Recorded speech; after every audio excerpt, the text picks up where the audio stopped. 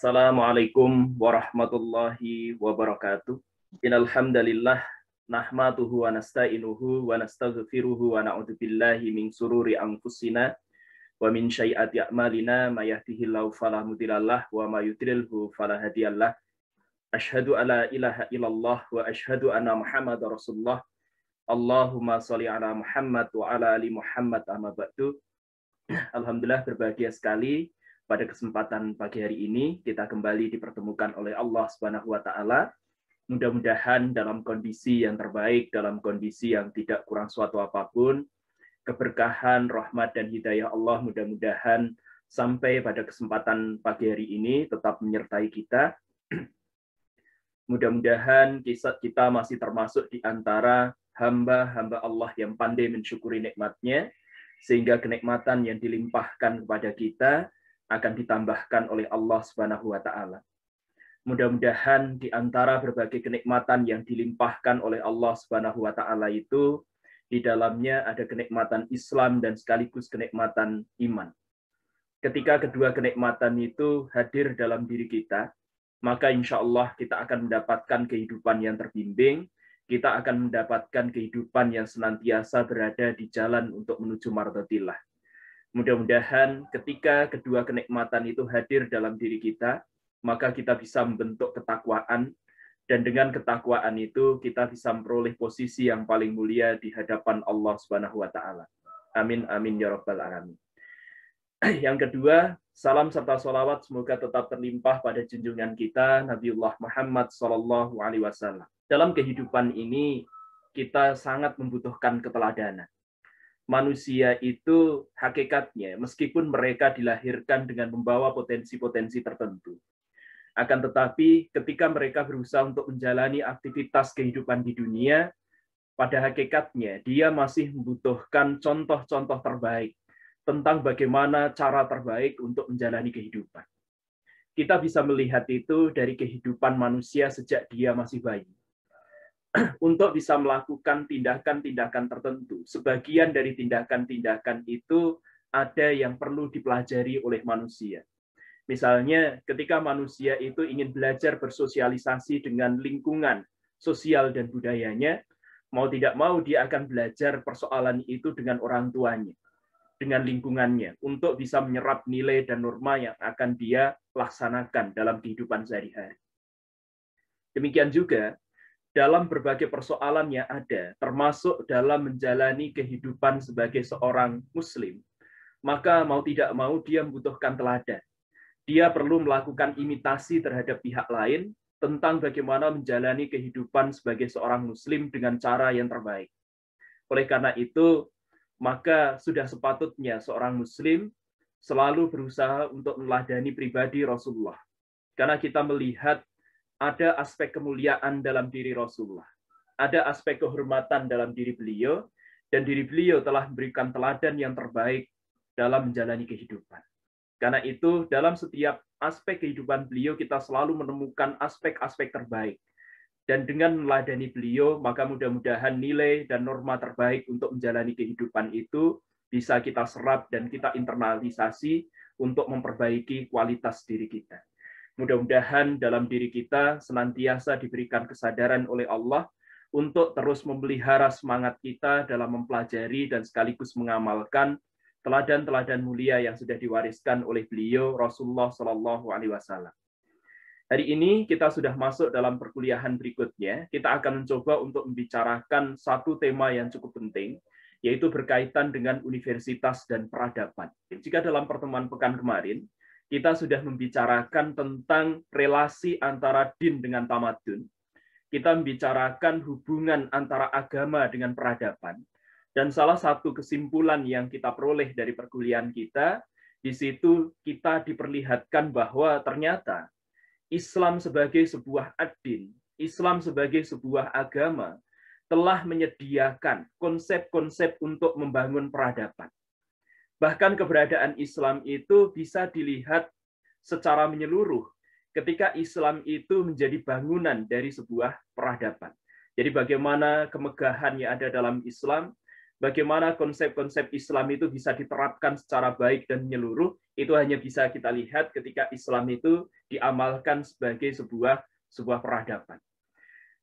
Dalam kesempatan itu kita melihat gitu ya, bahwa konsep-konsep yang ada dalam Islam itu ternyata sejak awal, mulai dari makna ad-din itu sendiri, ternyata sudah memberikan gambaran yang begitu luas tentang bagaimana cara kita menjalani kehidupan, tentang bagaimana cara kita mengelola masyarakat, tentang bagaimana kita hidup bernegara, bagaimana menjalani kehidupan politik, ekonomi, sosial, budaya, dan berbagai aspek kehidupan yang lain. Nah, pada kesempatan kali ini, kita akan mencoba untuk membicarakan bagaimana menghidupkan Islam itu dalam lingkup yang lebih kecil, dalam sebuah laboratorium masyarakat yang kita sebut sebagai universitas atau perguruan tinggi. Dalam kesempatan kita kali ini, kita akan bicarakan tentang relasi antara universitas dan peradaban. Ada beberapa persoalan yang akan kita bahas pada kesempatan kali ini. Yang pertama, kita akan bicarakan konsep universitas Islam. Jadi pada bagian ini, kita akan bicarakan tentang apa yang seharusnya dimiliki oleh sebuah universitas Islam, atau apa yang seharusnya dimiliki oleh sebuah perguruan tinggi Islam. Karena bagaimanapun, sebuah universitas Islam itu tentu harus dibedakan dengan universitas konvensional, yang di dalamnya tidak menghasung nilai-nilai agama. Karena itu, maka mestinya ada penciri khusus yang dimiliki. Kemudian yang kedua, kita akan bicarakan hubungan universitas dengan worldview. Karena bagaimanapun itu ya, jadi manusia itu ketika dia menjalani kehidupannya, dia tidak pernah bisa melepaskan diri dari sebuah worldview. Sikap, perilaku, cara berpikir yang keluar dari dalam diri seseorang itu ditentukan oleh worldview yang dia miliki.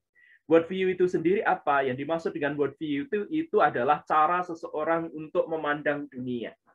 Cara seseorang untuk melihat realitas yang terjadi di sekitar kita.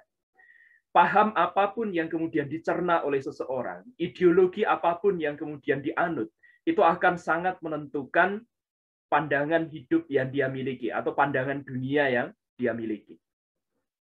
Seorang yang sudah mencerna atau seseorang yang di dalam diri mereka hidup ideologi komunis, tentu ketika mereka melihat segala sesuatu yang ada di sekitar mereka, mereka akan menggunakan cara pandang komunis itu.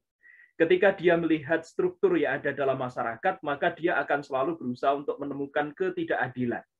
Bahwa di situ ada strata sosial yang membuat masyarakat hidup dalam ketidakadilan dan seterusnya.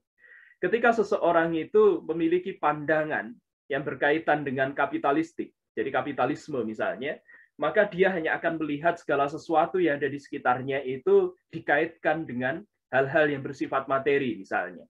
Jadi bagaimana dia mendapatkan keuntungan yang banyak, bagaimana dia kemudian bisa menguasai pasar dan seterusnya. Demikian juga ketika seseorang itu menggunakan cara pandang Islami dalam kehidupannya. Artinya Islam itu sudah diserap sedemikian rupa, Islam itu sudah diinternalisasi dalam kehidupannya, maka sikap, pandangan, dan cara berpikir, termasuk tindakan-tindakannya, itu pun akan dipengaruhi oleh worldview Islam. Nah, tentu Universitas Islam itu mestinya juga dihubungkan secara langsung dengan keberadaan worldview Islam atau Islamic worldview. Karena seseorang yang hidup, seseorang yang kemudian ada atau berada di sebuah universitas Islam, tentunya dia juga harus dijiwai dengan nilai-nilai keislaman yang membentuk kepribadiannya, membentuk cara pandang hidupnya, membentuk segala sesuatu yang ada pada dirinya. Jadi apapun sikapnya, tindakannya, cara berpikirnya, itu mestinya juga dipengaruhi dengan konsep-konsep mendasar yang berasal dari Islam. Kemudian pada bagian yang ketiga, kita akan bicarakan tentang peran universitas dalam pengembangan peradaban Islam. Apa yang harus dilakukan oleh sebuah perguruan tinggi dalam pengembangan peradaban Islam?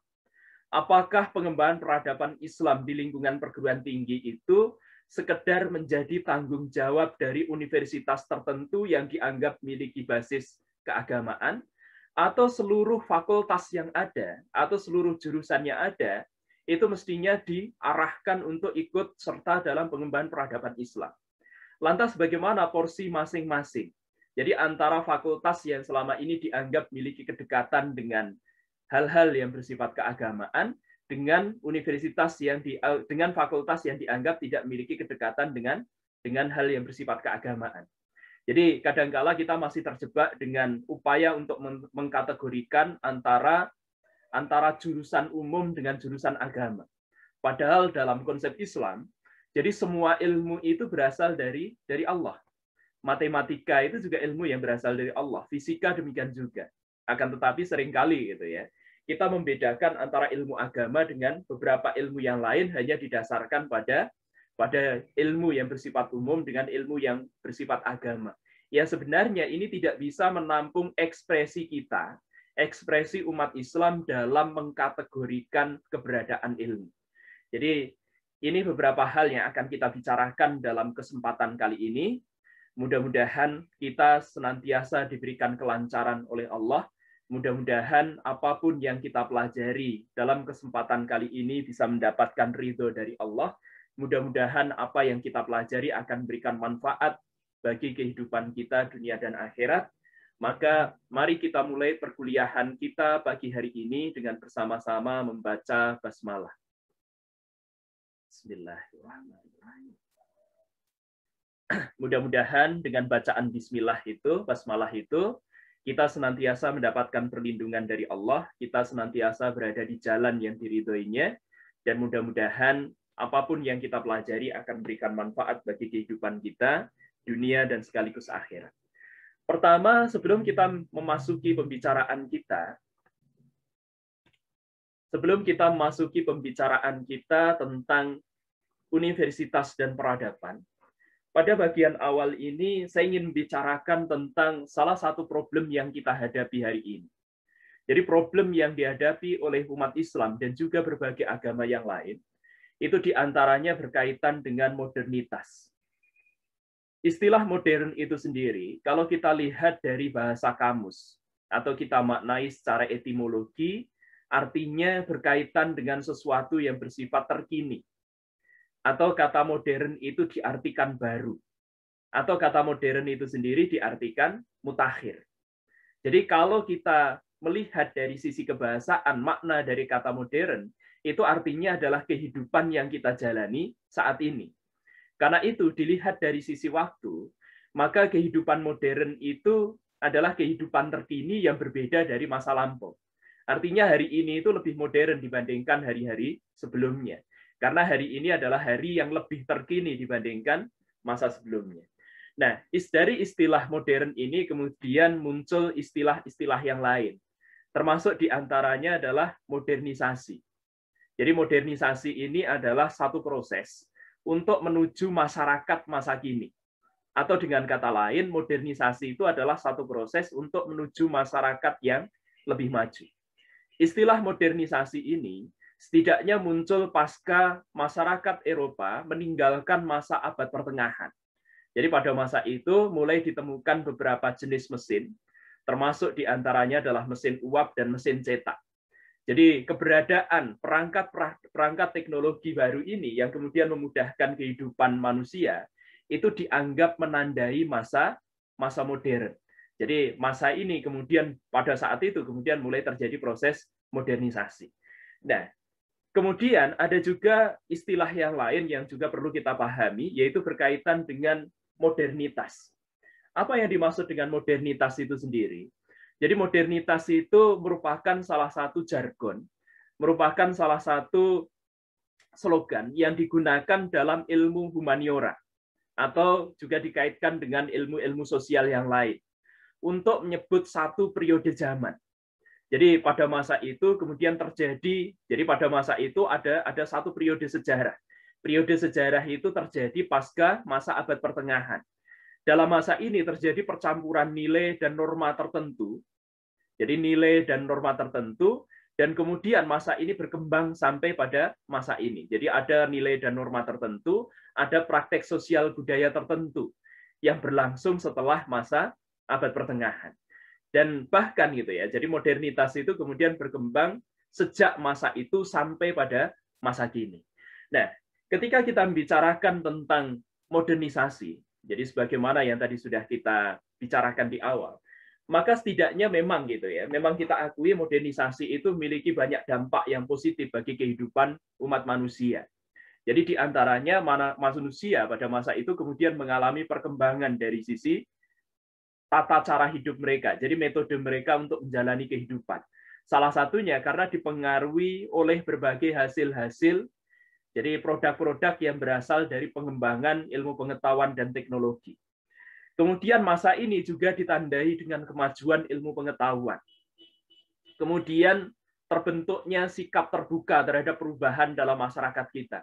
Jadi masyarakat kita yang sebelumnya menganut nilai-nilai lama, di mana nilai-nilai lama ini dianggap sebagai nilai yang selalu mengekang mereka dalam kejumutan gitu ya. Tapi melalui modernitas ini, jadi melalui modernisasi. Jadi proses modernisasi itu kemudian masyarakat kita semakin terbuka terhadap perubahan dan keinginan mereka untuk terus berinovasi. Jadi mereka akan terus berinovasi sehingga kemajuan itu tercipta di antara manusia. Kemudian salah satu nilai positif yang juga bisa kita temukan dalam modernisasi itu diantaranya, jadi efektivitas, efisiensi pekerjaan individu itu semakin terbentuk, semakin meningkat. Jadi efektivitas dan efisiensi proses produksi itu bisa meningkatkan taraf ekonomi satu negara. Karena itu maka ini merupakan nilai positif. Akan tetapi nilai-nilai positif yang kita peroleh dari modernisasi itu mau tidak mau juga dibarengi dengan berbagai persoalan negatif yang membelit. Apa saja di antaranya kita menyaksikan gitu ya, hari ini mulai terjadi pergeseran nilai-nilai kebudayaan lokal. Kita memahami bahwa kita melihat dalam masyarakat kita bahwa nilai-nilai lokal itu mulai diangkat sedemikian rupa. Kita melihat budaya-budaya yang ada dalam masyarakat kita, bahkan sebagian dari kebudayaan itu mungkin sudah pernah lenyap dari masyarakat kita, itu kemudian diangkat kembali, kemudian dikembangkan sedemikian rupa. Sebagian kalangan melihat hal ini sebagai sesuatu yang baik. Akan tetapi kita juga menyaksikan bahwa upaya untuk mengangkat budaya lokal itu kadangkala itu tidak semata-mata karena tujuan bahwa budaya lokal itu memang harus diangkat dan diperkenalkan kembali.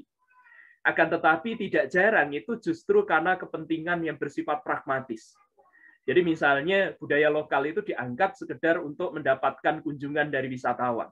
Jadi yang diangkat itu adalah wujud-wujud atau bentuk-bentuk kebudayaannya. Sementara nilai-nilai positif yang berasal dari kebudayaan itu tidak dikembangkan secara seimbang. Jadi kita melihat itu ya. Jadi masyarakat kita itu seolah-olah menjadi masyarakat yang maju, akan tetapi mereka tidak tercerabut dari akar budayanya. Tetapi yang kita lihat justru sebaliknya. Jadi nilai-nilai yang berasal dari budaya itu tidak dicerna sedemikian rupa, yang kemudian dihidupkan hanya wujud-wujud budaya. Jadi misalnya saat ini kita melihat itu ya, jadi beraneka ragam tarian itu dihidupkan kembali. Akan tetapi filosofi yang berkaitan dengan tarian itu sendiri itu jarang dipahami oleh masyarakat.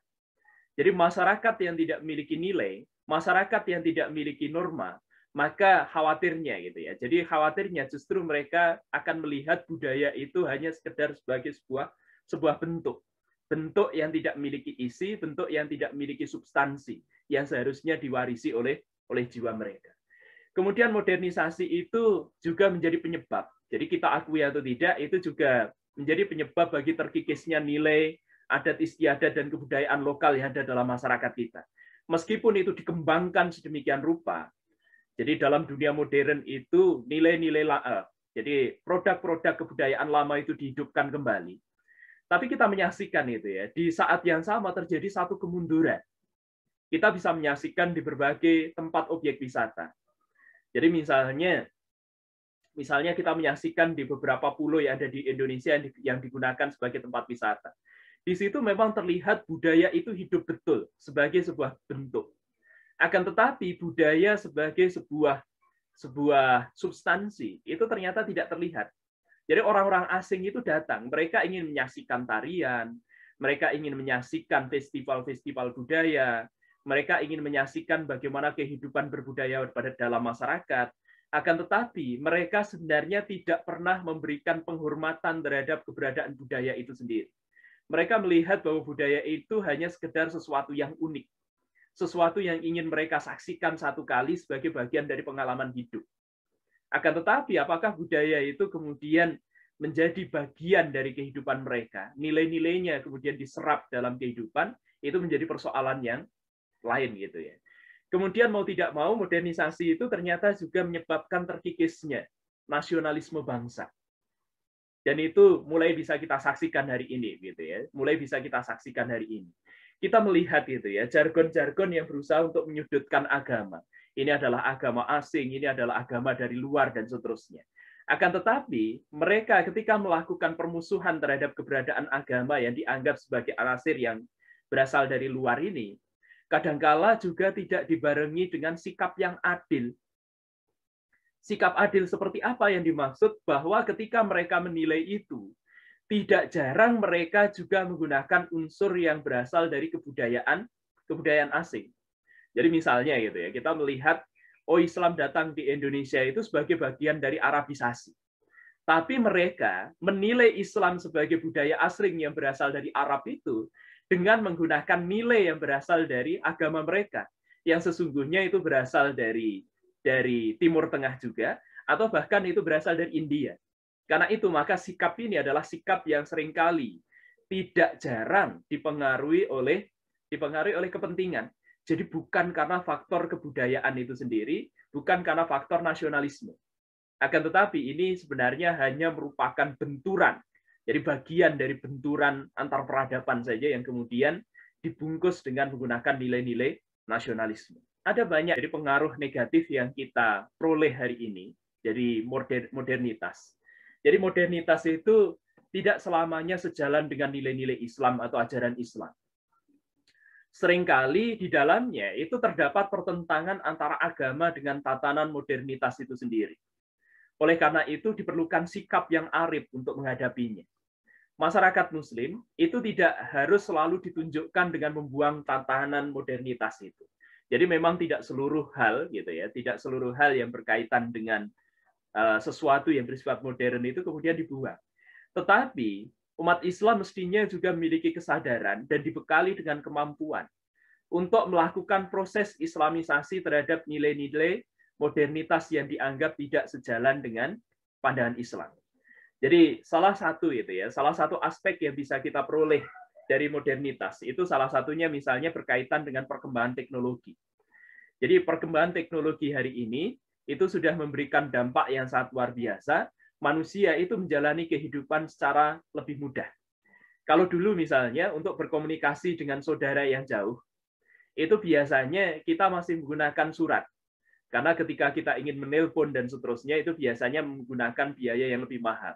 Atau kita menggunakan telegram dan seterusnya. Jadi mengirim telegram ketika beritanya itu bisa disampaikan cukup singkat. Bukan telegram aplikasi yang sekarang gitu ya. Jadi dulu itu ada satu teknologi untuk berhubungan antar wilayah yang jauh menggunakan telegram. Jadi telegram itu ditulis dengan menggunakan sandi yang berupa titik dan garis. Jadi setiap huruf dan setiap tanda baca itu diwakili oleh titik dan garis tertentu. Karena itu maka untuk menulis itu tidak bisa banyak.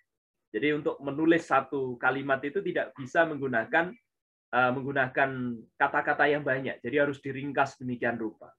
Kemudian kita juga menggunakan surat salah satunya.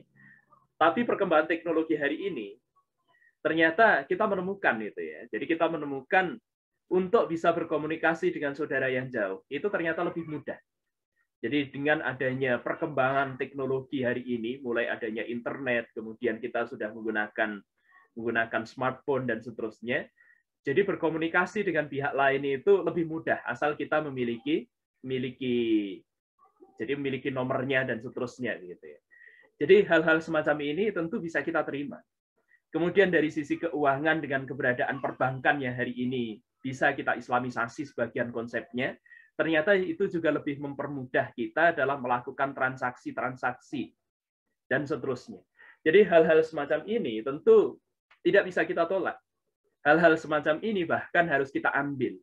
Tetapi pada bagian ini kita tidak hanya sekedar mengambil dan menelan mentah-mentah kemajuan yang ada. Karena bisa jadi berbagai aspek kemajuan yang kita peroleh hari ini, yang kita anggap kemajuan dalam tanda kutip, di dalamnya itu juga menyimpan nilai atau norma tertentu. Karena bagaimanapun gitu ya, jadi upaya modernisasi ini, jadi sesuatu yang dianggap modern ini berasal dari peradaban Barat. Jadi mau tidak mau, ketika kita menelusuri itu, jadi modernitas sebagai satu periodisasi sejarah, itu merupakan satu periode yang berlangsung sejak masa abad pertengahan. Abad pertengahan di Eropa itu dianggap sebagai abad ketika Eropa berada di bawah kungkungan agama.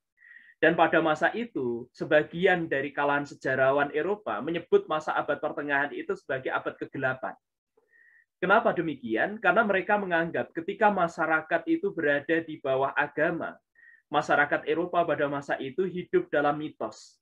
Masyarakat Eropa pada masa itu hidup dalam kejemutan. Dan salah satunya karena faktor keagamaan. Karena itu, ada semangat yang kemudian lahir di era modern ini. Jadi di antaranya mereka berusaha untuk memisahkan kehidupan dunia dengan kehidupan keagamaan. Agama itu hanya boleh mengatur wilayah privat, tidak diperbolehkan untuk mengatur wilayah umum. Nilai-nilai semacam ini ternyata masih hadir dalam istilah modernisasi. Karena mau tidak mau gitu ya, modernisasi, modernitas itu membawa nilai-nilai ini dalam konsepnya secara sadar atau tidak sadar. Pengetahuan modern atau pengetahuan yang berasal dari Barat itu diklaim bersifat bebas nilai atau netral. Jadi dianggap, jadi pengetahuan modern atau pengetahuan yang berasal dari Barat itu selama ini dianggap bersifat bebas nilai dan netral. Padahal kita mengetahui tidak ada pengetahuan apapun yang bebas nilai. Pengetahuan itu lahir dari cara pandang tertentu. Cara pandang tertentu itu lahir dari latar belakang tertentu. Sesuatu yang melatar belakangi kehidupan seseorang itu akan memberikan pengaruh terhadap bagaimana sikap yang dia miliki, tindakan-tindakannya, dan cara berpikirnya. Jadi lingkungan itu mempengaruhi kehidupan kita. Anda seorang Muslim, pada kesempatan yang sama Anda adalah seorang Jawa. Ketika Anda menjadi seorang Jawa, jadi Anda ini bagian dari suku Jawa, pada masa kecil Anda diajari sopan santun misalnya, kemudian Anda diajari untuk berbahasa dengan menggunakan tata krama yang baik, maka bisa jadi pengaruh itu kemudian masuk dalam kehidupan Anda. Anda kemudian menjadi orang yang sopan, ketika berbicara kepada orang yang lebih tua, Anda akan berusaha untuk menggunakan bahasa kromo inggil misalnya. Berbeda halnya, jadi di sini kita melihat lingkungan itu mempengaruhi kehidupan kita. Berbeda halnya jika Anda sejak kecil, meskipun Anda orang Jawa, tapi tidak pernah diajari dengan unggah-ungguh, maka bisa jadi hal-hal yang berkaitan dengan etika dan seterusnya, etika yang seharusnya dimiliki oleh masyarakat Jawa itu bisa jadi tidak terinternalisasi dalam kehidupan Anda dan seterusnya. Jadi selama ini pengetahuan modern yang berasal dari Barat itu dianggap bersifat bebas nilai atau netral. Padahal hal itu tidak benar. Jadi pengetahuan itu lahir dari latar belakang tertentu. Latar belakang tertentu itu di dalamnya memuat nilai dan norma tertentu. Karena itu maka pengetahuan itu biasanya dibungkus dengan nilai dan norma tertentu yang dimiliki. Misalnya ketika kita belajar ilmu-ilmu yang berasal dari Barat. Jadi termasuk di dalamnya ilmu pasti. Jadi misalnya kita belajar tentang biologi misalnya. Jadi ketika kita belajar biologi, pertama kali belajar biologi diantaranya kita diajarkan makhluk hidup yang pertama kali muncul di dunia itu terjadi dari satu proses yang bersifat kebetulan. Jadi ini adalah salah satu teori yang pernah saya pelajari ketika dulu belajar biologi. Jadi makhluk hidup itu terjadi melalui proses persenyawaan yang tidak sengaja terjadi di alam. Jadi di alam itu kemudian terjadi proses persenyawaan kimiawi. Jadi persenyawaan kimiawi ini terjadi secara kebetulan, jadi bersifat alamiah menurut mereka. Awalnya dari lumpur itu kemudian muncul makhluk bersel satu. Makhluk bersel satu itu kemudian mulai berkembang menjadi makhluk bersel banyak. Nah, kemudian dalam waktu yang cukup panjang, makhluk bersel banyak itu membentuk Pisces, jadi membentuk biota air yang bernama ikan. Kemudian dari situ muncul reptil, kemudian setelah itu berkembang menjadi burung, kemudian setelah itu berkembang menjadi mamalia, dan seterusnya.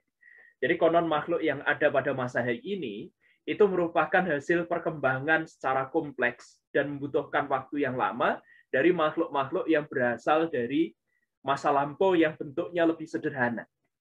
Jadi ini salah satu teori yang kita pelajari dari biologi. Nah, ketika sebagian dari kalangan biolog hari ini ada yang masih menganut nilai-nilai ini, maka mereka akan berusaha untuk mengabaikan.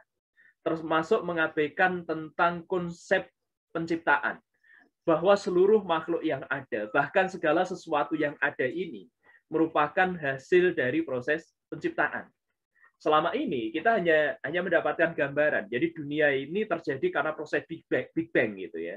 Jadi terjadi ledakan yang sangat besar. Ledakan itu kemudian membentuk berbagai galaksi, jadi membentuk berbagai planet, membentuk berbagai tata surya dan seterusnya. Akan tetapi pengetahuan-pengetahuan itu tidak pernah diarahkan. Jadi pada puncak pengetahuan itu untuk membawa kita sampai kepada Allah. Karena memang sejak awal gitu ya. Jadi ketika berusaha untuk menjelaskan asal-usul alam semesta, termasuk makhluk hidup yang tinggal di dalamnya, jadi di situ tidak pernah dikembalikan kepada keberadaan Sang Pencipta. Nah, nilai-nilai semacam ini kita temukan dalam pengetahuan modern yang hari ini berkembang. Jadi pengetahuan itu adalah pengetahuan yang dianggap bebas nilai. Dan pada kesempatan yang lain, pengetahuan itu adalah pengetahuan yang sudah dibebaskan dari keberadaan Allah. Pengetahuan yang dipisahkan dari persoalan metafisis. Nah, hal-hal semacam ini tentu tidak sesuai dengan konsep pengetahuan dalam Islam. Dalam konsep Islam, ilmu itu harus selalu dihubungkan dengan keberadaan Allah. Ilmu apapun itu. Karena Allah itu adalah Al-Alim. Allah itu Maha Mengetahui. Allah yang Maha Mengetahui itu kemudian menciptakan alam. Jadi alam itu, yang dimaksud dengan alam itu adalah kullu ma siwallah. Jadi alam itu adalah segala sesuatu yang selain Allah. Maknanya karena dia adalah selain Allah, maka dia adalah makhluknya Allah. Karena itu maka pengertian alam itu sama dengan pengertian makhluk. Jadi pengertian alam itu atau pengertian makhluk itu sama, yaitu kullu ma siwallah. Jadi segala sesuatu yang selain Allah. Kalau dia adalah makhluk, maka dia adalah ciptaan. Jadi Allah itu kemudian menciptakan alam. Alam ini di dalamnya Allah itu kemudian menanamkan ilmu-ilmunya. Ilmu-ilmu itu sebagian hari ini kita sebut sebagai sunatullah atau kita sebut sebagai mekanisme alam. Jadi di situ diletakkan oleh Allah ilmu-ilmunya. Tentu yang dimaksud bukan keseluruhan ilmu Allah, tapi sebagian kecil dari ilmu yang dimiliki oleh Allah. Dari situ, ketika seseorang itu kemudian mempelajari ilmu-ilmu yang berasal dari Allah, maka mereka bisa menjadi seorang ulama. Ketika mereka mempelajari ilmu yang berasal dari Allah yang ditempatkan di alam itu, mereka seharusnya menjadi pihak yang semakin meningkatkan keimanan dan ketakwaan pada Allah. Jadi semakin berilmu seseorang, seharusnya dia semakin ingat kepada keberadaan Al-Alim. Dan dengan ilmu itu, maka manusia akan melakukan perjalanan untuk menuju kepada Allah. Karena itu dalam konsep Islam, jadi keberadaan ilmu ini memiliki urgensi yang sangat luar biasa. Jadi ilmu itu dipandang sangat penting dalam konsep Islam. Bahkan mencari ilmu itu diwajibkan. Itu karena hal ini. Jadi manusia itu untuk bisa berhubungan dengan Allah itu menggunakan ilmu. Jadi di sini terbentuk satu relasi gitu ya, bahwa Allah itu adalah Al-Alim. Al-Alim itu kemudian menciptakan alam, dengan belajar alam mendapatkan ilmu, dengan belajar ilmu maka kita bisa berhubungan dengan Allah. Bisa kita lihat itu ya, berbagai amaliyah dalam Islam. Amaliyah itu jadi tidak berguna kecuali di dalamnya ada landasan ilmu. Jadi mau sholat itu, maka kita harus tahu ilmunya sholat. Jadi ilmu itu harus ada terlebih dahulu sebelum amal. Jadi di sini kita melihat itu ya. Jadi hubungan antara ketiga konsep yaitu Allah sebagai Al-Alim, kemudian alam, kemudian ilmu atau ulama dengan ilmunya. Karena itu maka ilmu itu tidak pernah bebas nilai. Justru ilmu itu bias terhadap nilai. Oleh karena itu maka pengetahuan yang berasal dari Barat, karena dia lahir dari latar belakang yang dimiliki oleh Barat, di situ keadaan sosial dan budaya, nilai dan norma yang ada yang berasal dari Barat, mau tidak mau itu juga hadir dalam konsep keilmuan itu, maka harus dilakukan proses islamisasi, sehingga lebih sesuai dengan ajaran Islam. Dalam hal ini, jadi pendidikan itu dianggap sebagai satu institusi yang paling bertanggung jawab dalam proses islamisasi nilai atau internalisasi nilai-nilai Islam terhadap pengetahuan modern itu. Karena itu, maka sebuah perguruan tinggi Islam, sebuah universitas Islam, maka mestinya dia berusaha untuk melakukan rekonstruksi ilmu. Jadi ilmu itu kemudian ditinjau kembali, kemudian ditata ulang, kemudian dilihat dengan menggunakan konsep Islam. Nilai-nilai Islam itu kemudian dimasukkan di dalamnya. Nilai-nilai yang tidak sesuai dengan konsep Islam itu kemudian diislamisasi. Sehingga kita bisa mengembalikan konsep keilmuan itu sebagai ilmu yang berasal dari Allah, yang dipelajari oleh manusia untuk bisa meningkatkan keimanan dan ketakwaannya. Jadi ini beberapa hal yang berkaitan dengan modernitas, kita hubungkan dengan konsep keilmuan yang berasal dari peradaban Barat. Ada satu persoalan yang hari ini membelit sebagian besar perguruan tinggi Islam. Jadi kebutuhan akan sumber daya manusia bagi pendidikan Islam itu sangat mendesak. Hari ini kita menyaksikan itu ya, banyak sekali sarjana Muslim itu yang mengantongi gelar MA. Di antara mereka bahkan memiliki gelar PhD. Jadi gelar doktor dalam bidang keislaman. Akan tetapi di antara mereka itu hanya beberapa saja yang menyadari. Jadi mereka yang menyadari tentang pentingnya rekonstruksi konsep universitas Islam melalui proyek islamisasi ilmu-ilmu sosial. Banyak sekali di antara mereka, bahkan sarjana-sarjana Muslim itu, yang justru pikiran mereka, sikap mereka, tindakan mereka itu sudah terbaratkan. Sehingga mereka ini justru menjadi musuh secara internal dalam ikhtiar rekonstruksi konsep universitas Islam melalui islamisasi ilmu pengetahuan tersebut. Jadi pikiran mereka tersandera oleh konsep-konsep keilmuan yang berasal dari Barat. Justru ketika proses islamisasi ilmu itu dilakukan, mereka justru kemudian menjadi pihak yang berusaha untuk menghalangi. Apa yang mereka gunakan sebagai alasan, kadangkala ya sama dengan apa yang diungkapkan oleh Barat. Jadi mereka menganggap ilmu itu kan netral. Metode dan pendekatan yang digunakan itu netral. Karena itu maka bisa digunakan atau diterapkan dalam berbagai konsep keilmuan.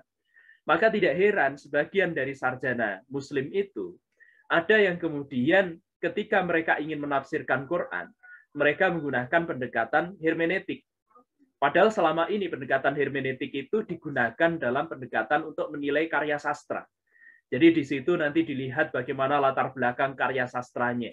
Dilihat bagaimana unsur intrinsik dan ekstrinsiknya yang kemudian mempengaruhi proses kreatif dalam penciptaan karya sastra itu dan seterusnya. Nah, metode yang digunakan dalam karya sastra ini kemudian diterapkan pada Al-Quran. Jadi selama ini karya sastra ini kan dianggap sebagai ciptaan manusia. Nah, ketika itu kemudian diterapkan pada Quran, maka hal yang sama juga berlaku. Jadi Quran itu akan diperlakukan sebagai teks yang tidak ada bedanya dengan karya sastra yang lain. Maka kemudian Quran itu harus dilihat sebagai karya sastra yang dihasilkan oleh manusia. Maka Quran itu dianggap sebagai karangan dari Nabi Muhammad. Nah, hal semacam ini tentu akan merusak konsep mendasar yang ada dalam Islam. Karena dalam konsep Islam, Al-Quran itu adalah wahyu yang berasal dari Allah, yang diturunkan kepada nabinya melalui malaikat Jibril, yaitu Nabi Muhammad SAW, untuk disampaikan kepada umat manusia. Melaksanakan isi yang ada dalam Quran. Jadi membaca dan melaksanakan isi yang ada di dalamnya, itu termasuk bagian dari ibadah. Ini pengertian dari Al-Quran itu sendiri secara istilahi. Nah, ketika konsep ini kemudian dirusak, Al-Quran itu dianggap sebagai ciptaan manusia. Dalam hal ini penulisnya adalah Muhammad SAW. Maka Al-Quran itu diturunkan derajatnya. Dia tidak lebih dari karya sastra biasa, seperti karya sastra yang lahir di Barat. Dia tidak lebih dari komik-komik yang lahir di Barat dan seterusnya. Jadi di sini maka kita melihat itu ya, bahwa metode dan pendekatan itu ternyata tidak netral. Kalau kita melihat Quran dengan menggunakan kacamata hermeneutik, maka di situ nanti bisa terjadi dekonstruksi terhadap Al-Quran. Kedudukannya diturunkan sedemikian rupa, nilai-nilainya itu tidak mendapatkan penghormatan yang semestinya. Ini satu persoalan mendasar yang hari ini kita hadapi. Karena itu, dalam dunia pendidikan modern, maka mestinya kita harus senantiasa menerapkan konsep Islam. Dan ilmu tauhid itu mestinya menjadi landasan bagi sebuah universitas Islam. Kalau kita membicarakan, jadi sebagaimana kita sudah membicarakan pada pekan kemarin, kita sudah membahas bahwa esensi dari peradaban Islam itu adalah Islam. Sementara esensi dari Islam itu adalah tauhid. Karena itu, maka Universitas Islam harus memiliki landasan yang berdasarkan pada nilai-nilai tauhid, baik secara teoritis maupun institusional. Dengan kata lain, Universitas Islam itu jadi sebagai universitas yang bersifat Islami adalah universitas yang didasarkan pada pengetahuan Islam yang sebenarnya. Jadi pengetahuan itu adalah pengetahuan yang didasarkan pada nilai tauhid. Ketika Universitas Islam itu mengajarkan ilmu, mengajarkan metode, mengajarkan pendekatan untuk melihat segala sesuatu yang ada, maka di situ ilmu ini harus dikembalikan pada tauhid. Bahwa ilmu itu berasal dari Allah, dan dengan ilmu itu kita berusaha untuk kembali kepada Allah. Ilmu pengetahuan itu akan selalu mempunyai pengaruh positif terhadap iman seorang muslim, jika imannya itu benar. Tapi jika imannya keliru, maka muslim akan mengalami nasib yang sama dengan non-muslim, yang ajarannya penuh dengan mitologi, yakni agama mereka itu dikalahkan oleh ilmu pengetahuan. Jadi, bagi seorang muslim, ilmu itu memiliki pengaruh terhadap keimanan.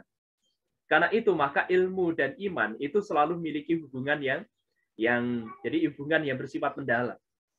Jadi, keberadaan ilmu dalam konsep Islam itu lahir dari konsep keimanan kita kepada Allah. Jadi salah satunya keimanan kita kepada salah satu nama Allah, yaitu sebagai Al-Alim tadi. Karena itu, maka segala tindakan yang kita lakukan itu mestinya memiliki basis keilmuan. Demikian juga sikap dan pemikiran kita. Jadi hal-hal semacam ini akan mempengaruhi terbentuknya keimanan dalam diri kita. Jadi misalnya gitu ya, saudara-saudara dulu mungkin pernah belajar sejarah.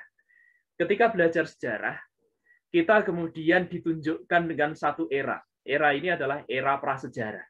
Kenapa disebut sebagai era prasejarah? Karena masyarakat pada masa itu belum mengenal keberadaan tulisan. Ketika belajar tentang era prasejarah itu, di sana kemudian kita ditunjukkan dengan satu teori. Teori ini sebenarnya teori yang lahir dari semangat kaum evolusionis. Jadi semangat dari kaum yang menganggap bahwa evolusi itu adalah sebuah kenyataan. Padahal kita tahu evolusi itu sampai hari ini adalah sebuah teori saja. Dan teori ini sebagai sebuah teori ilmiah, itu sebenarnya tidak pernah memiliki bukti apapun. Karena konsep the missing link itu tidak pernah dipecahkan dalam konsep teori evolusi. Jadi perlu dipahami ya, teori evolusi itu sampai hari ini belum menjadi fakta evolusi. Tapi baru menjadi teori evolusi dan tidak pernah berkembang menjadi fakta evolusi. Kenapa? Salah satu penyebabnya karena the missing link itu ternyata belum pernah ditemukan hari ini. Termasuk misalnya ketika kita membicarakan tentang manusia, bahwa manusia itu dilihat dari asal-usulnya mereka berasal dari kera. Jadi awalnya mereka adalah kera. Sampai hari ini makhluk yang menjadi missing link itu berarti link yang hilang. Yang dimaksud berarti adalah makhluk peralihan antara kera dengan manusia. Itu ternyata tidak pernah benar-benar ditemukan. Karena itu, maka sampai hari ini masih menjadi sebuah teori. Nah, ketika ini kemudian diajarkan, kita di situ kemudian diperkenalkan sebagai terhadap makhluk-makhluk yang dimungkinkan. Jadi dalam kata dimungkinkan ini saya garis bawahi.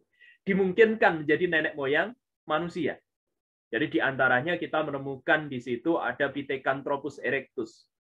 Kemudian ada Meganthropus paleojavanicus. Kemudian kita menemukan Homo neanderthalensis, Homo soloensis, Homo wajakensis, dan seterusnya. Tapi apakah makhluk itu benar-benar makhluk peralihan antara manusia dengan kera dengan manusia? Ternyata tidak. Karena kita menyaksikan juga dalam periode sejarah itu, jadi sebagian dari makhluk itu ternyata pernah berhubungan, jadi pernah hidup dalam satu masa dengan manusia modern, dengan Homo sapien. Jadi ternyata mereka pernah hidup satu zaman, meskipun Homo sapien agak belakangan. Artinya mereka ini adalah makhluk yang berbeda. Jadi makhluk yang tidak sama dengan manusia. baik dari asal-usul dan seterusnya. Jadi ilmu pengetahuan itu akan memberikan pengaruh positif terhadap seorang muslim. Kalau sejak awal kita dijejali dengan hal-hal semacam ini, bisa jadi suatu saat nanti akan membentuk kepribadian kita. Agama itu jangan disamakan dengan ilmu pengetahuan modern, tidak akan ketemu. Karena ilmu pengetahuan modern itu didasarkan pada fakta empiris atau fakta positivis, sementara agama itu berdasarkan wahyu. Agama itu dianggap sebagai mitologi. Jadi kita percaya ya kalau menurut agama manusia pertama itu Adam. Ya kalau menurut ilmu pengetahuan manusia yang pertama itu adalah keturunan dari kera gitu ya. Jadi keturunan dari kera yang awalnya berasal dari pohon, setelah itu tidak lagi naik ke pohon. Padahal gitu ya, ilmu pengetahuan modern itu sebenarnya seharusnya itu juga tidak mendua. Jadi dalam konsep Islam itu wahyu dengan akal itu mestinya berjalan beriringan. Karena akal itu digunakan untuk memahami wahyu. Dan akal itu memiliki keterbatasan, di mana ketika akal itu sampai pada keterbatasannya, maka akal itu harus mengikuti wahyu. Jadi dalam konsep Islam, sains itu diakui, tetapi dia memiliki tempat tersendiri dalam konsep Islam. Sementara kebenaran yang mutlak itu berada pada konsep agama. Perbedaan konsep ilmu pengetahuan antara Islam dan Barat itu sangat jauh. Konsep Barat itu cenderung bersifat materialistis dan sekuler. Mereka memisahkan antara kehidupan duniawi dengan kehidupan akhirat. Dan kita juga menyaksikan akhir-akhir ini konsep Barat yang cenderung materialistis dan sekuler ini ternyata mulai mendominasi masyarakat Muslim. Dan bahkan mulai mencemari institusi-institusi Islam. Bahkan sistem pendidikan Barat itu merupakan ancaman bagi kehidupan masyarakat, baik secara fisik maupun sosial. Karena pendidikan Barat itu, pendidikan khas Barat itu mengajarkan kultur dan pola hidup ala Barat. Jadi di sini maka penting bagi kita untuk mengembalikan tauhid itu sebagai landasan. Nah, lantas apa yang membedakan antara cara berpikir yang Islami dengan cara berpikir yang dimiliki oleh Barat? Maka di sini kita akan mencoba untuk mempelajari jadi perbandingan antara worldview Islam dengan worldview yang dimiliki oleh Barat. Jadi cara pandang Islam dengan cara pandang yang dimiliki oleh Barat. Yang pertama, jika kita lihat dari asasnya. Jadi jika kita lihat dari asasnya, pandangan hidup Islam itu berdasarkan wahyu. Jadi kebenaran dari ilmu yang dilandasi oleh wahyu itu bersifat mutlak. Kemudian di dalamnya juga ada hadis, akal juga diakui, pengalaman diakui, intuisi juga diakui. Berbeda dengan asas keilmuan di Barat. Worldview Barat itu hanya berdasarkan rasio saja. Jadi hanya berdasarkan akal saja dan spekulasi yang bersifat filosofis. Kalau kita menilai segala sesuatu, termasuk untuk menemukan kebenaran hanya mengandalkan akal belaka, maka kita mengetahui bahwa akal itu ternyata memiliki keterbatasan. Akal itu, jadi penggunaan akal itu hanya mampu menjangkau hal-hal yang bisa diindra oleh manusia atau pengindraannya melalui alat bantu. Kalau itu bisa dijangkau dengan menggunakan indera, termasuk ketika menggunakan alat bantu, maka kebenaran itu bisa diperoleh. Akan tetapi akal itu tidak bisa digunakan untuk menjangkau hal-hal yang berada di luar sesuatu yang bisa dijangkau oleh panca indera. Jadi misalnya begini ya, kita bisa melihat. Dengan melihat itu, kita bisa mendapatkan pengetahuan dari apa yang kita lihat. Demikian juga dari pendengaran kita. Dengan mendengar sesuatu, maka Anda bisa mengetahui sesuatu. Termasuk sesuatu yang bisa Anda ketahui dengan mendengar itu adalah kebenaran. Akan tetapi, ada hal-hal yang tidak bisa kita jangkau dengan menggunakan panca indera kita. Dan mestinya, karena tidak bisa dijangkau oleh panca indera, maka tidak bisa dibicarakan dengan akal kita. Jadi, kalaupun kita membicarakan itu dengan akal kita, kebenaran yang kita peroleh itu tidak pasti. Jadi misalnya, kita membicarakan persoalan Tuhan. Apakah persoalan yang berkaitan dengan Tuhan, diantaranya berkait misalnya kita membicarakan tentang Dzatullah. Apakah itu bisa kita bicarakan dengan akal kita? Tentu tidak. Kalaupun kita membicarakan dengan akal kita, maka yang kita temukan adalah kebenaran tentang Tuhan menurut akal manusia. Jadi bisa jadi konsep tentang Tuhan itu adalah Tuhan menurut akal manusia. Nah di sini ketika membicarakan persoalan-persoalan yang bersifat metafisis, Maka jika kita hanya mengandalkan rasio belaka, maka akan muncul spekulasi filosofis. Karena itu maka jadi worldview Barat itu tidak pernah membicarakan hal yang bersifat metafisis. Jadi mereka tidak pernah membicarakan persoalan itu. Kemudian pendekatan yang ada dalam konsep Islam, jadi pendekatan untuk melihat basis keilmuan, itu bersifat tauhid. Jadi segala sesuatu itu berasal dari Allah. Karena itu, maka ilmu pengetahuan itu harus ditinjau dari berbagai sudut cara pandang. Jadi multidisipliner. Dan pada akhirnya, dengan melihat dari berbagai sudut pandang itu, harapannya kita memperoleh kebenaran. Dan dengan kebenaran itu kita kembalikan kepada Allah. Tapi berbeda dengan pendekatan yang dimiliki oleh Barat. Ketika mereka melihat segala sesuatu, mereka seringkali bersifat dikotomis. Jadi mereka dikotomis, jadi membeda-bedakan gitu ya. Oh, yang saya pelajari itu ilmu biologi, ini tidak ada hubungannya dengan ilmu agama. Yang saya pelajari ini adalah ilmu psikologi. Ilmu psikologi itu tidak ada bedanya dengan ilmu akhlak yang ada pada konsep Islam. Meskipun kedua-duanya itu sama-sama mempelajari aspek kejiwaan. Karena akhlak itu kondisi batin atau kondisi jiwa seseorang yang muncul sebagai sebuah perbuatan yang bersifat spontanitas, itu akhlak. Yang dipelajari itu juga berkaitan dengan jiwa manusia, di dalamnya kita juga membicarakan nilai dan norma. Tapi nilai dan norma yang dibicarakan dalam agama itu bisa jadi nanti akan berbeda cara pandangnya dengan nilai dan norma yang ada dalam sosiologi dan seterusnya. Jadi Barat itu bersifat dikotomis. Sementara konsep Islam itu tauhidi. Jadi segala sesuatu itu harus ditinjau dengan sesuatu. Jadi ditinjau dari berbagai sudut pandang, tapi pada akhirnya akan dikembalikan pada Allah. Karena sumber segala sesuatu itu adalah Allah. Karena itu nilai-nilai dan norma yang diturunkan, yang berasal dari Allah, itu harus digunakan sebagai pandangan dasar untuk melihat segala sesuatu. Jadi worldview Islam itu digunakan sebagai pengendali diri kita ketika kita melihat segala sesuatu yang ada di sekitar kita. Jadi realitas yang ada di sekitar kita. Kemudian sifatnya, jika kita lihat dari sifat worldview Islam, maka sifat dari worldview Islam itu rasional. Tapi pada kesempatan yang sama, metafisis juga, dan suprarasional. Jadi rasional itu kita gunakan ketika kita menyaksikan segala sesuatu, mendengar segala sesuatu yang masih bisa diverifikasi dengan menggunakan panca indera kita. Tapi di balik sesuatu yang terlihat, itu ada sesuatu yang tidak terlihat.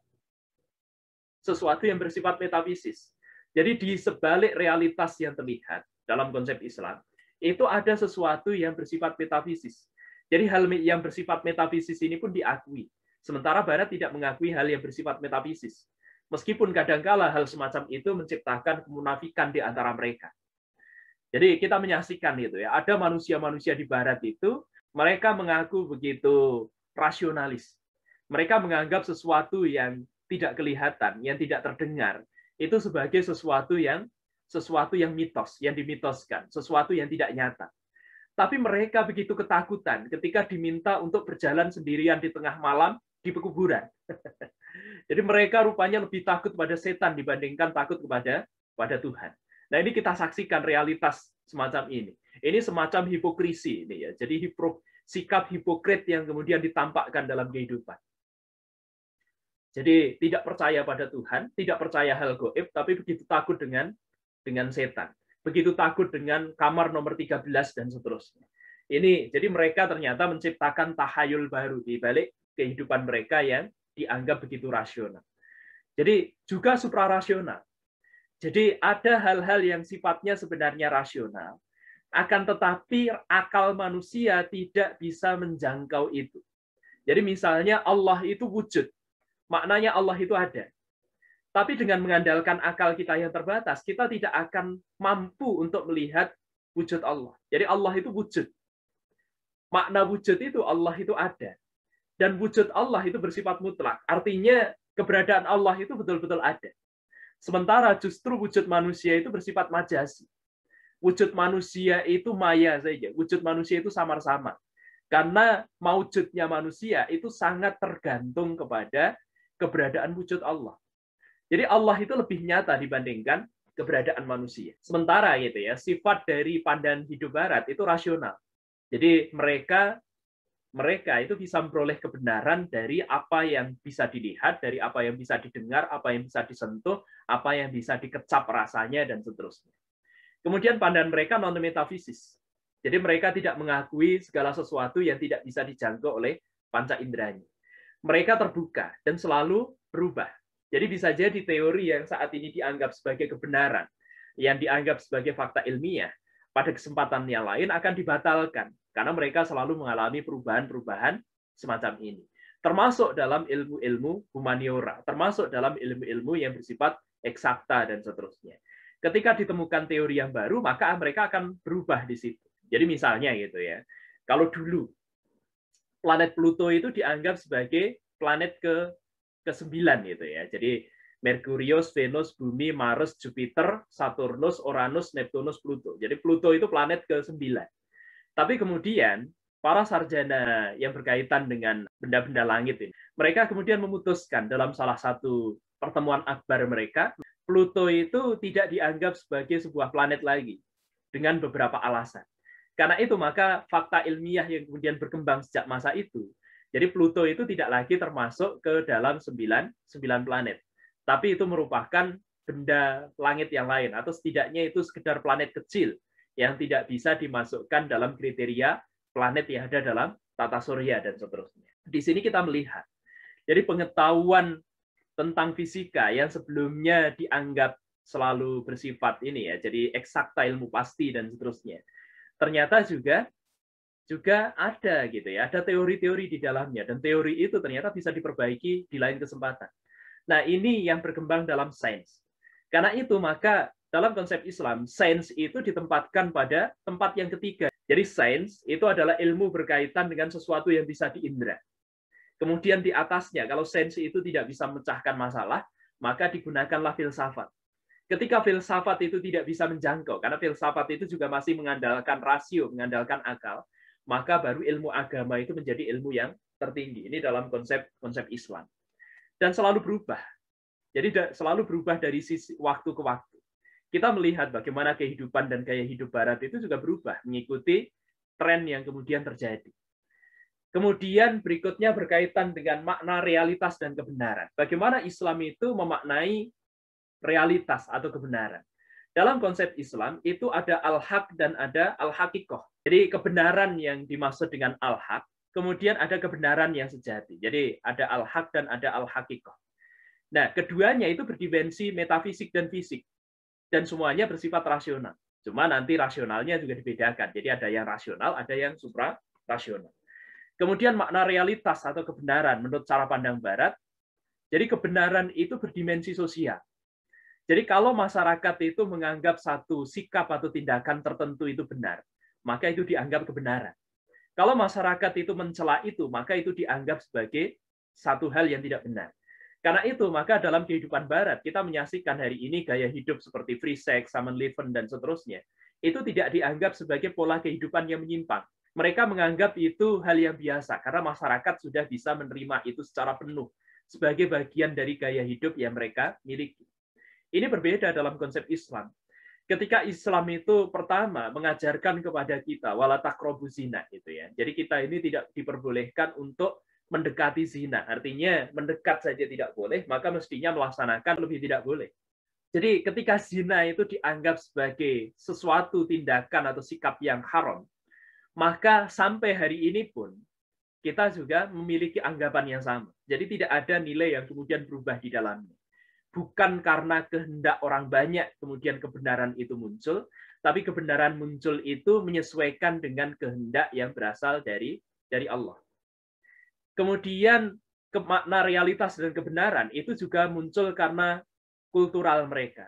Kemudian pengalaman empiris dan rasional yang mereka miliki.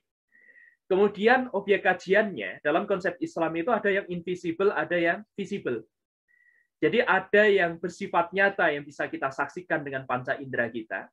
Itu terletak pada alamul mulk yang menjadi kerajaan yang dimiliki oleh Allah. Tapi ada juga yang berada pada wilayah penyaksian. Jadi karena hari ini kita belum menyaksikannya, maka kita memberikan persaksian bahwa itu ada. Jadi yang pertama misalnya gitu ya.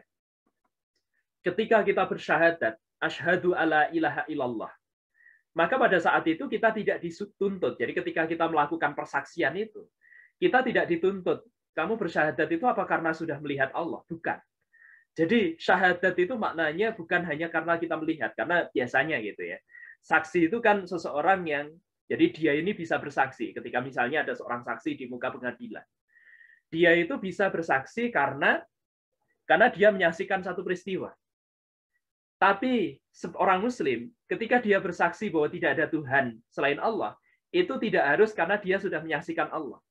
Karena selain saksi yang menyaksikan peristiwa, ternyata ada saksi ahli. Jadi mereka adalah orang-orang yang tidak terlibat dalam peristiwa, tapi dia mengetahui seluk-beluk berkaitan dengan teori yang ada dalam peristiwa itu. Jadi maka dia bisa dihadirkan sebagai saksi ahli. Nah, dalam konsep Islam, syahadat yang kita lakukan itu setidaknya memiliki 3 makna. Yang pertama adalah al-iqrar. Jadi syahadat itu adalah pernyataan yang memiliki konsekuensi. Karena itu maka jangan sembarangan ketika Anda sudah bersyahadat. Jadi jangan kemudian merasa ringan untuk melakukan pelanggaran terhadap syariat ketika Anda sudah bersyahadat. Kemudian yang kedua, syahadat itu bisa bermakna sebagai al-qasam. Maknanya, syahadat itu sumpah. Jadi kalau Anda bersyahadat itu sebenarnya Anda sedang bersumpah. Asyhadu alla ilaha illallah, saya bersumpah tidak ada Tuhan selain Allah. Wa asyhadu anna Muhammad Rasulullah, saya bersumpah bahwa Muhammad itu adalah utusan Allah. Maka Anda jangan pernah sembarangan lagi, karena Anda sudah bersumpah. Sumpah itu punya konsekuensi yang lebih tinggi dibandingkan ikrar atau ikrar. Lebih tinggi. Jadi kalau Anda sudah bersumpah, Anda harus menepati itu. Maka setelah itu jangan pernah menyembah yang selain Allah. Jangan menyembah hawa nafsu Anda. Jangan menyembah jabatan Anda. Jangan menyembah hal-hal yang bersifat keduniaan. Demikian juga yang ketiga, syahadat itu maknanya adalah al-mitsaq.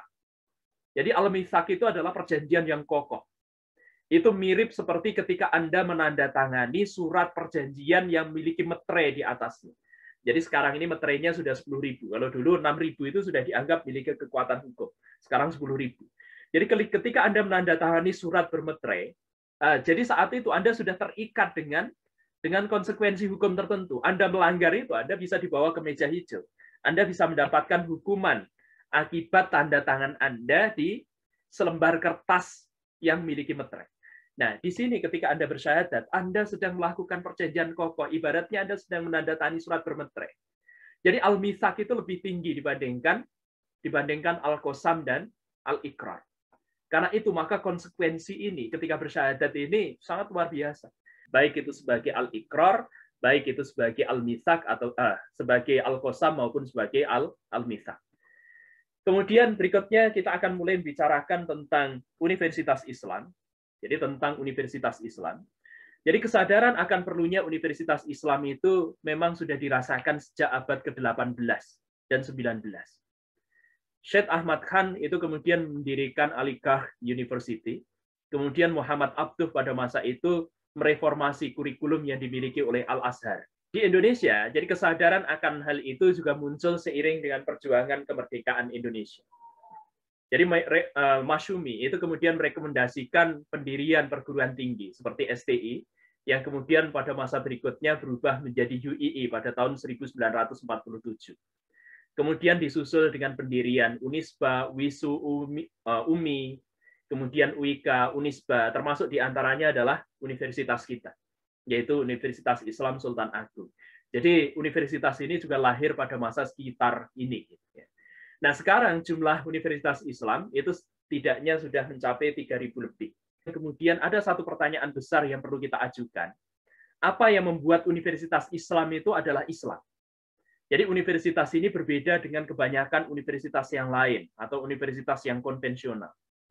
Profesor Alatas, Syed Muhammad Nequib Alatas, itu kemudian mengungkapkan bahwa universitas Islam itu disebut sebagai Islam ketika universitas itu dikaitkan dengan gagasan Islamisasi pengetahuan.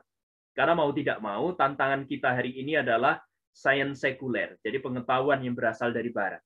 Karena itu maka di situ harus dilakukan proses Islamisasi pengetahuan agar universitas Islam itu benar-benar menjadi Islam. Ada beberapa syarat gitu ya, di antaranya universitas itu disebut sebagai universitas Islam?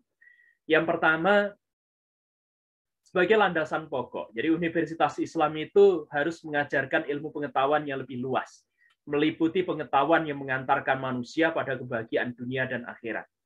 Ilmu yang diajarkan harus merupakan keterpaduan antara prinsip Islam, jadi antara prinsip Islam dengan konsep tauhid. Jadi perpaduan konsep Islam dengan menggunakan dasar tauhid. Oleh karena itu, berbagai ilmu pengetahuan modern yang terlanjur tersebar dalam masyarakat kita itu perlu dan harus mengalami proses islamisasi. Kemudian yang kedua berkaitan dengan konseptualisasi ilmu pengetahuan. Universitas harus melakukan usaha mencari konsep ilmu pengetahuan yang sesuai dengan ajaran Islam, baik ilmu-ilmu sosial, kealaman, ataupun humaniora. Untuk itu, maka penggalakan penelitian intensif merupakan prioritas utama untuk membangun universitas Islam. Kemudian yang ketiga juga dibutuhkan gitu ya. Jadi adanya staf yang memiliki pengabdian yang tinggi, memiliki pemahaman yang kritis dan seterusnya. Tentu mereka juga harus memiliki pemahaman agama yang baik. Kemudian yang keempat, ini agak sulit dilakukan oleh universitas swasta.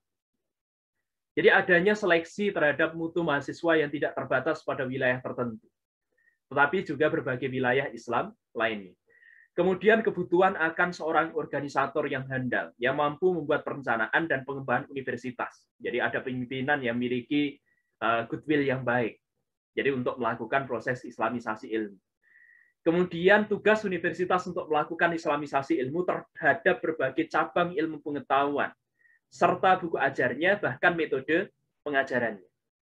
Kemudian harus adanya kurikulum inti, yaitu Al-Quran Sunnah sebagai ilmu pengetahuan dasar bagi semua manusia, yang merupakan sumber untuk menafsirkan hakikat manusia dan seterusnya. Kemudian pembentukan lembaga-lembaga penunjang, baik untuk keperluan penelitian atau eksperimentasi terhadap apa yang dirumuskan seperti sekolah model dan seterusnya. Sekolah model yang saya maksud bukan sekolah model yang berkaitan dengan fashion itu ya, tapi sekolah model yang dimaksud sekolah model yang di dalamnya gitu ya, di dalamnya penelitian dan eksperimentasi itu dilakukan dalam rangka untuk melakukan islamisasi pengetahuan. Kemudian perlu dikembangkan pendidikan keguruan yang mengembangkan metodologi pengajaran dan seterusnya. Jadi islamisasi ilmu itu mestinya nanti dilakukan melalui dua tahapan. Yang pertama adalah islamisasi yang dilakukan melalui practical life, jadi melalui kampus, kehidupan kampus. Jadi di situ kemudian dikembangkan suasana yang islami, tingkah laku, pergaulan, busana, dan seterusnya. Jadi alhamdulillah universitas kita saat ini sudah memiliki konsep budaya akademik islami, di mana di dalamnya suasana islami itu berusaha untuk ditumbuhkan, salah satunya melalui Islamic Learning Society. Kemudian tingkah laku itu juga diatur sedemikian rupa, jadi berkaitan dengan pergaulan antara pria dan wanita, dan seterusnya. Kemudian busana itu juga ditekankan. Jadi mudah-mudahan ini ke depan akan semakin mengalami kemajuan terkait dengan proses ini. Kemudian islamisasi ilmu itu juga dilakukan melalui theoretical level. Jadi yang diubah di situ itu sampai pada tingkatan knowledge dan science. Di mana sains yang selama ini dianggap sekuler itu kemudian dilakukan proses islamisasi dalam konsepnya, dalam pendekatannya. Kemudian tujuan dan sekaligus sasarannya. Nah, apa alasan kita untuk melakukan penerimaan? Yang pertama adalah alasan yang sifatnya philosophical. Jadi pertama itu didasarkan pada satu ungkapan bahwa ilmu itu tidak netral. Selama ini Barat selalu mengajari kita bahwa ilmu itu netral. Dan ini sebenarnya tidak lepas dari hegemoni yang ingin mereka tanamkan. Jadi mereka mengatakan ilmu itu netral, kemudian diajarkan ke dunia timur. Harapannya, jadi mereka dengan mudah akan mengikuti ilmu-ilmu Barat. Tapi mestinya kita menyadari bahwa hal semacam ini terjadi bukan tanpa kepentingan. Bagi kita, ilmu itu tidak netral. Jadi ilmu yang tidak netral itu adalah ilmu yang lahir diantaranya dari peradaban yang sekuler. Jadi diantaranya di dalamnya berisi ideologi dan kepentingan yang berasal dari Barat. Kemudian yang kedua, alasan atau argumentasi yang bersifat edukasional. Ilmu yang dikembangkan pada saat ini ternyata tidak mengantarkan pada tujuan pendidikan Islam yang sebenarnya. Jadi tujuan pendidikan Islam itu untuk mencetak manusia yang berakhlak mulia, mereka mengenal dan bisa mendekatkan diri kepada Allah. Sementara ketika kita mempelajari ilmu-ilmu sekuler ini, justru semakin menjauhkan diri kita kepada Allah. Berdasarkan dua alasan inilah, maka Islamisasi ilmu itu di sebuah lingkungan universitas Islam itu menjadi sebuah keniscayaan, menjadi sebuah keharusan. Jadi Islamisasi ilmu itu nanti perlu dilakukan terhadap natural science atau terhadap teknologi.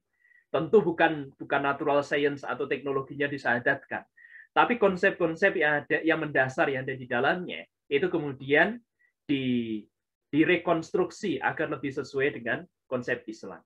Kemudian social science atau humanities. Jadi ilmu-ilmu yang berkaitan dengan humanitas. Nah, bagaimana pendekatannya? Jadi bagaimana untuk melakukan pendekatan Islamisasi kurikulum itu? Yang pertama, dengan melihat objek kajian dari perspektif Islam. Jadi mengkaitkannya dengan konsep tauhid dan prinsip syariah. Jadi di situ nanti kita akan bertemu dengan satu konsep yang disebut sebagai maqasidu syariah. Jadi dalam maqasidu syariah itu, pengembangan objek kajian itu harus mengikuti tujuan kenapa syariat itu diterapkan bagi manusia. Kenapa syariat itu kemudian diperintahkan pada manusia. Yang pertama adalah hifdzuddin. Jadi objek kajian itu mestinya itu selalu dikaitkan dengan upaya untuk menjaga agama. Kemudian yang kedua adalah hifdzul akal. Jadi objek kajian itu mestinya selalu dikaitkan dengan upaya untuk menjaga akal manusia. Jadi agar dia memiliki intelektualitas yang tinggi, tapi tidak bertentangan dengan hifdzuddin. Jadi upaya untuk menjaga agama itu sendiri. Jadi mestinya kita tidak melahirkan sarjana-sarjana yang semakin mereka pinter, semakin jauh dari Islam, semakin mereka pinter, mereka semakin memusuhi Islam. Jadi mereka menganggap atau meremehkan agama. Bukan itu yang ingin kita hasilkan. Kemudian mestinya, jadi keberadaan ilmu itu, ilmu yang dilahirkan, ilmu yang kemudian diislamisasi, itu juga dikaitkan dengan persoalan, yang kedua adalah hifdzun nafas, jadi menjaga kehidupan. Jadi jangan sampai mendolimi nyawa orang lain gitu ya. Baru kemudian adalah hifdzul akal, jadi menjaga akal, menjaga intelektualitas, agar setiap orang itu tetap memiliki pemikiran yang waras, pemikiran yang bisa digunakan untuk bisa membawa dirinya sampai kepada fitrahnya, termasuk fitrah untuk mengenal keberadaan Robnya. Kemudian baru hifdzun nasl, jadi digunakan untuk menjaga keturunan atau menjaga kehormatan. Baru yang terakhir adalah hifdzul mal, yaitu menjaga harta, agar harta yang dimiliki oleh setiap orang itu tidak didolimi oleh pihak lain atau diambil oleh pihak lain dengan cara yang batil. Kemudian yang kedua, mengidentifikasi temuan sains atau ilmu pengetahuan kontemporer dengan penjelasan Al-Quran dan hadis atau sebaliknya. Kemudian yang ketiga, melakukan dewesternisasi ilmu pengetahuan. Jadi menghilangkan nilai atau perspektif barat sekuler dari ilmu tersebut dengan cara mengidentifikasi poin-poin di mana sebuah disiplin ilmu bertentangan dengan worldview Islam. Jadi kalau kita temukan pertentangan, maka saat itu lakukan islamisasi.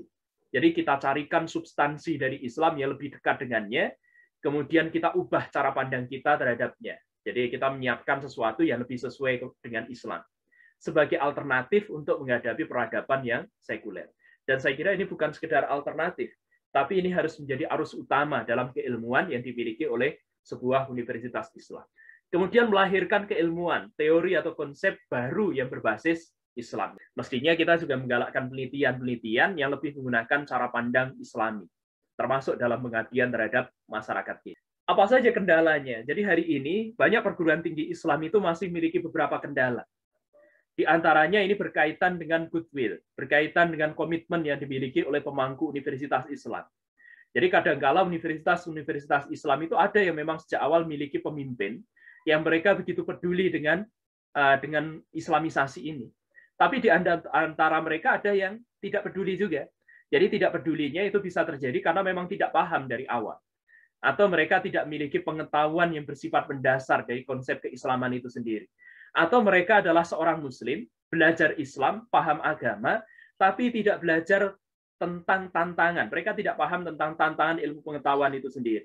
Atau mereka memiliki agama yang baik, bahkan mereka berasal dari jurusan agama, akan tetapi mereka gitu ya, itu sudah terbaratkan dari sisi fikrohnya, dari sisi pemikirannya. Karena itu mereka kemudian menjadi penentang dari islamisasi ilmu ini. Kemudian karena captive mind. Jadi karena captive mind.